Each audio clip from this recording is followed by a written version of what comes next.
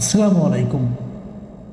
প্রিয় দর্শক, দুটো জনসভা দুটো সমাবেশ নিয়ে আজ কথা বলবো। একটা সমাবেশ ঢাকায় হয়েছে, আরেকটা সমাবেশ কক্সবাজারে হয়েছে, কিন্তু চকরিয়া হতে পারেনি। ঘটনাটা চকরিয়াতে ঘটেছে। ঢাকার সমাবেশটা জামাতে ইসলাম করেছে। বাংলাদেশ জামাতে ইসলামের এই সমাবেশকে নিয়ে গত কয়েকদিন ধরে কিন্তু নানা ধরনের আলোচনা চলছিল। জামাতকে রেলওয়ে কর্তৃপক্ষ কয়েকটা বগি দিয়েছিল, বিশেষ বগি, সেগুলো নিয়ে কথা হয়েছিল যে জামাতকে কেন বগি দেওয়া হলো। পরে অবশ্য রেল বিভাগ একটা ব্যাখ্যা দিয়েছে। তারা বলেছে জামাতকে এটা দেওয়া হয়েছে বাণিজ্যিক ভিত্তিতে। জামাত এটার ভাড়া পরিশোধ করেছে এবং রেল বিভাগ মনে করেছে যেহেতু ছুটির দিনে এমনিতে লোকজন কম হয় এই ট্রেনে, তাহলে ট্রেনে যদি দুটো বগি ফুল থাকে অসুবিধাটা কী? আবার বিপরীত দিকে রেল বিভাগ থেকে এটাও বলা হয়েছে যদি আমরা এই ট্রেনের বগি যদি ওদের কাছে ভাড়া না দিতাম তাহলে হয়তো অনেক লোক মিটিংয়ে আসার জন্য হয়তো বিনা টিকিটে চলে আসতো। কাজে আমাদের লাভ হয়েছে বাণিজ্যিকভাবে। এটা খুব ভালো একটা বক্তব্য এবং খুব ভালো একটা উদাহরণ। আমি আশা করব এই উদাহরণটা যেন এখানে থেমে না থাকে। অর্থাৎ আগামীতে যখন কোনো পলিটিক্যাল পার্টি অথবা অন্য কোনো পার্টি যদি এইভাবে বাণিজ্যিক কারণে বাণিজ্যিকভাবে তাদেরকে টাকা পরিশোধ করে, তারা যেন তাদেরকেও এরকম বগি সরবরাহ করে, এটাই প্রত্যাশা করব। যদি আগামীতে এই ধরনের উদাহরণ আমরা দেখতে না পাই তাহলে বুঝবো এটা ছিল কোনো লজিক না, এটা ছিল একটা অজুহাত, জাস্ট জামাতকে দেওয়াটাকে জাস্টিফাই করা একটা অজুহাত। কি হবে আমরা খুব শীঘ্রই দেখতে পাবো। আমার ধারণা খুব শীঘ্রই ঢাকা শহরে আরও জনসভা হবে এবং সেই জনসভা যেগুলো হবে, যে পলিটিক্যাল পার্টিগুলো করবে, তাদের প্রতি অনুরোধ আপনারা রেল বিভাগের কাছে চাইবেন, দেখেন বগি পান কিনা, তারপরে এটা নিয়ে আমরা আলোচনা করব। কিন্তু সেটা ইম্পর্টেন্ট না। ইম্পর্টেন্ট হলো জামাতের মিটিংটা। জামাতের মিটিংটা আসলে আমাদেরকে কি বুঝালো, রাজনীতির কি দিক নির্দেশনা আমরা জামাতের এই মিটিং থেকে পেলাম। জামাতের এই মিটিংয়ে মোটামুটি ভালো লোক হয়েছিল, সারা দেশ থেকে লোক এসেছিল, আমার দেখার মধ্যে ভালোই লোক হয়েছিল। কিন্তু এবারে হয়েছে কি, ড্রোন থেকে ছবি তোলা হয়েছে, তো ড্রোন থেকে ছবি তোলার কারণে আমি দেখেছি অনেক জায়গায় কিন্তু ফাঁকা ছিল। এই কারণটা হলো কি, যখন ড্রোন থেকে কেউ ছবি তোলে, উপরে থেকে যখন ছবি তোলে তখন পুরো জিনিসটা বোঝা যায়। কিন্তু যখন আবার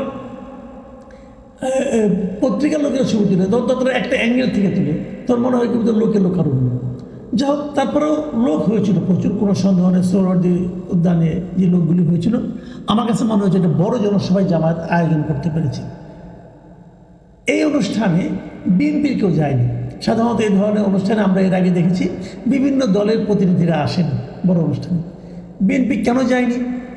কিন্তু সেখানে এনসিপির সার্জিস আলম গিয়েছিলেন, সেখানে গণ অধিকার পরিষদের নূর গিয়েছিলেন, এনসিপি নূর এরা গেলেন, কিন্তু বিএনপি কেন গেলেন? অথচ জামাতের সঙ্গে বিএনপির তো দীর্ঘদিনের একটা প্রেমের সম্পর্ক ছিল। 2001 সালে আমরা দেখেছি তারা জোটবদ্ধভাবে নির্বাচনে অংশ নিয়েছেন এবং বিজয়ী হয়েছেন। তো সেই জামাতের মিটিংয়ে বিএনপির কেউ গেলেন না কেন? এটা কিন্তু একটা বড় প্রশ্ন ছিল।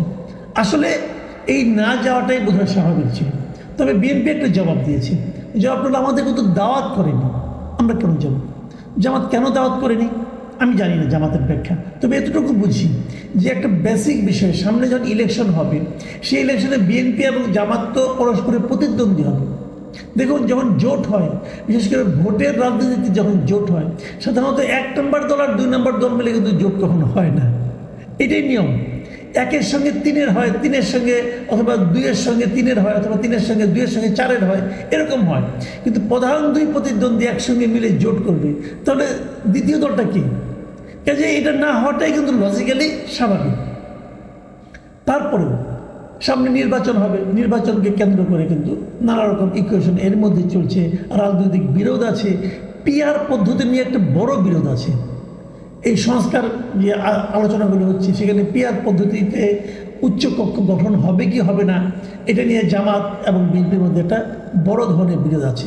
এখানে জামাত পিআর পদ্ধতি চায়, জামাতের সঙ্গে সঙ্গে ইসলামী আন্দোলন চায়, তার সঙ্গে এনসিপি চায়। তো এগুলো কি আলটিমেটলি একটা ভবিষ্যৎ নির্বাচনী জোটের ইঙ্গিত বহন করে কিনা আমরা এখনও কিন্তু ক্লিয়ার না। তবে এরকম কিছু একটা হতে পারে বলে অনেকে মনে করেন। এগুলি সবগুলো পারিপার্শ্বিক বর্ণনা। মূল যে পয়েন্টটা মিটিংয়ে সেটা নিয়ে বলি। মূল পয়েন্টটা হলো এই মিটিংয়ে কথা বলতে যে জামাতে আমির আমিরে জামাত ওনারা বলেন, ডক্টর শফিকুর রহমান দুবার দাঁড়িয়ে থেকে পড়ে গেছেন নিচে। উনি দাঁড়িয়ে কথা বলছিলেন, প্রথম একবার পড়ে গেছেন, তারপর উঠেছেন, অনেকে ধরাধরি করে উঠিয়েছেন, উনি আবার বক্তৃতা শুরু করেছেন, উনি আবার পড়ে গেছেন। তৃতীয়বার আর ওঠার চেষ্টা করেন নাই, ওভাবে বসে থেকেই সামনের দিকে দু পা ছড়িয়ে দিয়ে উনি ওখানে বসেই কথা বলেছেন। বক্তব্য সংক্ষিপ্ত ছিল, স্বাভাবিক, এরপরে বক্তব্য লম্বা দেওয়ার কোনো সুযোগ নেই। এখন প্রশ্ন হলো, কি বলছিলেন উনি?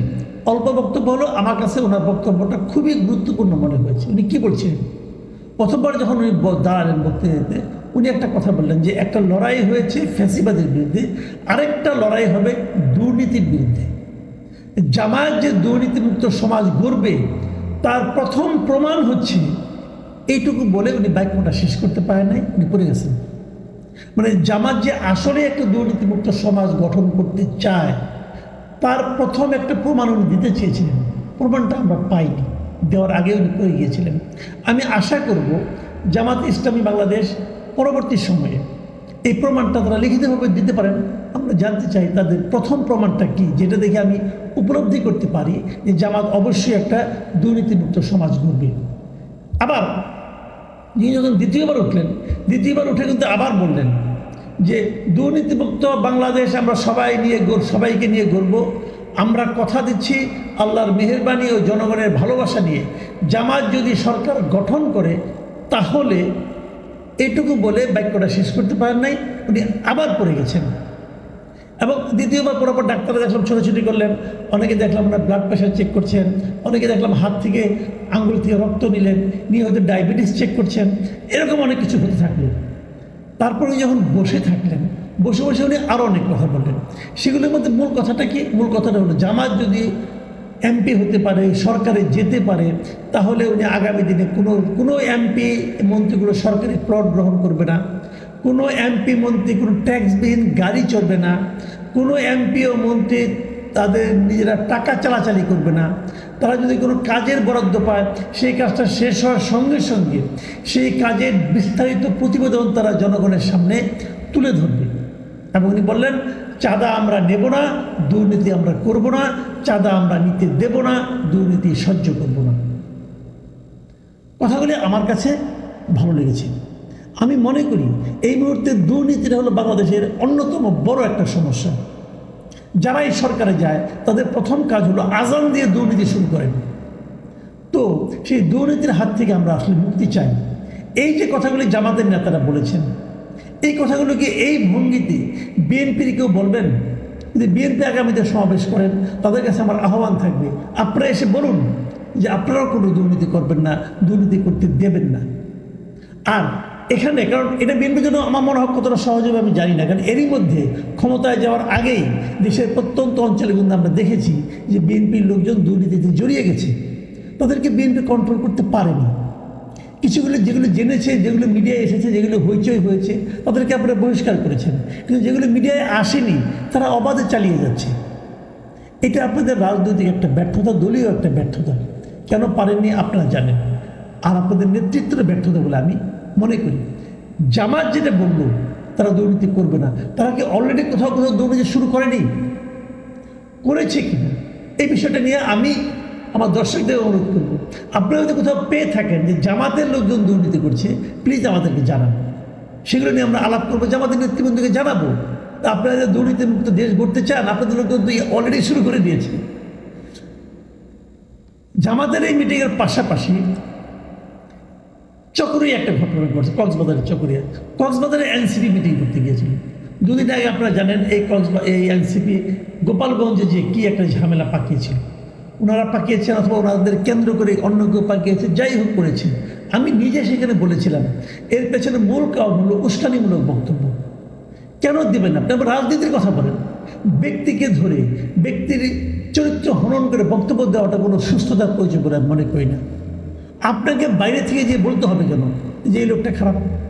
কিন্তু ওইখানকার লোক জানে। ঠিক সেই একই কাজ এবার তারা করেছেন কক্সবাজারে যে এই এনসিপির মুখ্য সমন্বয়ক নাসিরউদ্দিন পাটোয়ারি, তিনি কি বলেছেন আমি ওনার কথা হুবহু করে শোনাই আপনাদেরকে। তিনি বলেছেন, আগে নারায়ণগঞ্জে বিখ্যাত গডফাদার শামীম ওসমান ছিল, এখন শুনছি কক্সবাজারের নব্য গডফাদার শিলং থেকে এসেছে, ঘের দখল করেছে, মানুষের জায়গা জমি দখল করছে, চাঁদাবাজি দখল করছে, আবার নাকি সে সংস্কারও বুঝে না। নাম না বললাম, কক্সবাজারের জনতা এ ধরনের সংস্কার বিরোধী যে পিয়ার বোঝে না, রাজপথে তাদেরকে দেখিয়ে দেবে ইনশাল্লাহ। এটা নাম বলার দরকার নেই ভাই, এটা সবাই জানে আপনি কার কথা বলেছেন। এটা যে সালাউদ্দিন আহমেদের কথা বলেছেন এটা সবাই জানে। সালাউদ্দিন আহমেদ দীর্ঘদিন এই সব গুম হওয়ার সময় আওয়ামী লীগ আমলে উনি শিলংয়ে অবস্থান করছিলেন, শিলং থেকে আসতে পারছিলেন বলে বলা হচ্ছিল। যাই হোক, এর ফলটা কী হলো? এর ফলটা হলো চকরিয়ায় তাদের যে সভাটা হওয়ার কথা ছিল সেই সভা মঞ্চ বিএনপির বিক্ষুব্ধ লোকজন যে ভেঙে দিয়েছে। ভাই আপনি এভাবে যদি কোনো ব্যক্তিকে আক্রমণ করেন এটা মানুষ ভালোভাবে নেয় না। যদি সালাউদ্দিন আহমেদ চাঁদাবাজ হয়ে থাকেন, যদি সালাউদ্দিন আহমেদ ঘের দখল করে থাকেন, যদি সালাউদ্দিন আহমেদ গডফাদার হয়ে থাকেন, সেটা তো তাকে নাম বলার দরকার নেই, ওখানকার লোকজনই সব জানে। আপনি ওভাবে বলেন আপনার গডফাদারের বিরুদ্ধে রাজনীতি করছেন, এটা বললেই তো হয়ে যায়। কিন্তু নাম ধরে উচ্চারণ করার দরকারটা কোথায়? যখন নাম ধরে উচ্চারণ করেন তখন এই গডফাদার যদি ধরে নিলাম উনি গডফাদার, তো গডফাদারকে একা একা গডফাদারগিরি করে এটা গিয়ে তার সঙ্গে লোক আছে না, ওখানকার স্থানীয় লোকজন আছে না, এরা সবাইকে গডফাদারের অনুচর নাকি তারা বিএনপিকে ভালোবাসে? দুটোই হতে পারে। তারা তো মিছিল করে যে চকরিয়া আপনার মঞ্চ ভেঙে দিল, আপনারা তো পালিয়ে আসলেন, আপনি চকরিয়া যেতেই পারলেন না, লাভটা কী হলো? এখান থেকে না আমার মনে একটা সন্দেহ আসে। সন্দেহটা কি, এরা কি আসলে ইন্টেনশনালি সব জায়গায় যায় একটা করে গন্ডগোল পাকাতে? কেন যায়? এই গন্ডগোল পাকিয়ে তাদের লাভ কি? একবার আওয়ামী লীগের বিরুদ্ধে বলে, একবার আওয়ামী লীগের নেতার বিরুদ্ধে বলে, একবার বিএনপির বিরুদ্ধে বলে, বিএনপির নেতার বিরুদ্ধে বলে, এবং মাঝখানে এই নাসিরুদ্দিন পাটোয়ারি একবার বলেছিলেন যে উনি হিসাব করে দেখেছেন যে বিএনপি নাকি 50 থেকে 100 আসন পাবে আর ওনারা নাকি 200 উপরে পাবে। এই ভদ্রলোক বলেছিল। তাকে আপনি তো বলবেন তার মাথা ঠিক নাই, এলোমেলো হয়ে গেছে, বলতে পারেন আপনি, কিন্তু আমি বলবো না। কারণ উনি তো এত বড় একটা দল এনসিপি, তার মুখ্য সমন্বয়, গুরুত্বপূর্ণ পদ, গুরুত্বপূর্ণ ব্যক্তি। তো গুরুত্বপূর্ণ ব্যক্তিদের কাছ থেকে আমরা কিন্তু আসলে গঠনমূলক বক্তব্য শুনতে চাই। আমি গতকালকে বলেছিলাম যে দেখেন, দেশটাকে বিভক্ত করার দায়িত্ব নিয়েন না, মানুষের মধ্যে ঐক্যবদ্ধ করার জন্য একটা প্রচেষ্টা করেন। উৎসাহ রটনা করে, মানুষকে গালাগাল করে আমাদের দেশের মানুষের ভালোবাসা অর্জন করা যায় না। এই দেশের মানুষ বেসিক্যালি মিলেমিশে থাকতে চায়। সেই ধরনের কাজ করুন, মাস্তানি করে, মানুষকে তুচ্ছ তাচ্ছিল্য করে, যেটা নাকি আওয়ামী লীগের আমরা অনেক মন্ত্রীরা করতো, হাসান মাহমুদ, ওবায়দুল কাদের এরা করতো। মানুষ এটা পছন্দ করে না। যদি মানুষের ভালোবাসা অর্জন করতে না পারেন তাহলে বেশি দূর যেতে পারবেন না ভাই, এই দৌড় খেয়ে পালাতে হবে সব জায়গা থেকে। আমি একটা কথা বলে এখানে শেষ করি জামাতের মিটিং সম্পর্কে। জামাতের মিটিংয়ে জামাতের আমিরের যে পড়ে যাওয়ার ঘটনাটা, এটা নিয়ে দেখলাম সোশ্যাল মিডিয়ায় অনেকে নানা ধরনের ট্রল করেছেন, অনেকে বলেছেন এটা নাকি অভিনয় ছিল। আমি তাদের জন্য এটা বলবো, ভাই দেখেন উনি একজন বয়স্ক লোক, আজকের আবহাওয়াটা দেখেন প্রচণ্ড গরম ছিল, এর মধ্যে একজন মানুষ পড়ে যেতেই পারে। এটাকে এইভাবে ব্যাখ্যা করেন না। যারা এইভাবে ব্যাখ্যা করে এক ধরনের আমোদ অনুভব করছেন, আমি এই আমোদটাকে সমর্থন করতে পারি না ভাই। মানবিকভাবে দেখা উচিত। আপনি সুস্থ সবল মানুষ, আপনিও কখনো পড়ে যেতে পারেন। এটা অভিনয় হতে যাবে কেন? এটা অভিনয় করে না লাভ কি? যাই হোক, আমি আবারও বলছি, মানুষকে ইনসাল্ট করে কোনো লাভ নাই। কি সালাউদ্দিন সাহেব, কি জামায়াতের আমির, এদেরকে মানুষ হিসেবে বিচার করেন, মানবিক হন, তাদের ব্যাপারে সমালোচনা থাকতে পারে, সারাদিন সমালোচনা করেন, কোনো সমস্যা নেই। কিন্তু এই ট্রল করা, অমানবিক আচরণ করা এবং গালাগাল করা, এটা কোনো সুস্থতার পরিচয় বহন করে না।